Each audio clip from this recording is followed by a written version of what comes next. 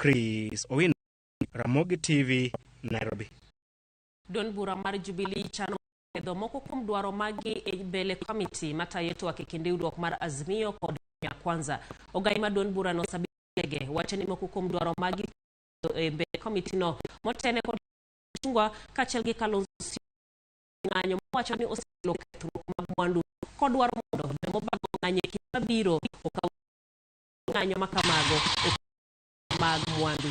Sabina Chege be dwaro mag mwandu gwenge mapacho kae kwan mag piny e gwengego wacho bombo mathika e mapate gworo e bomano.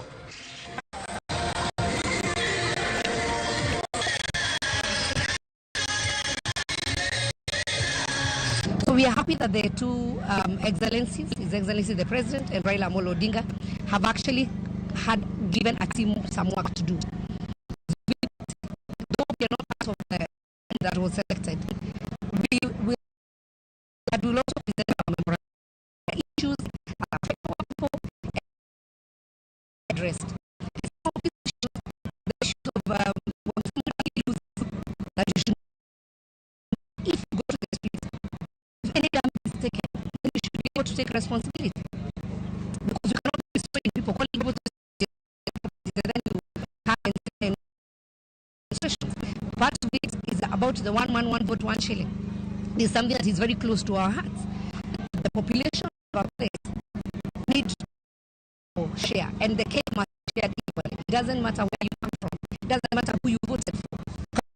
Mambo ya kusema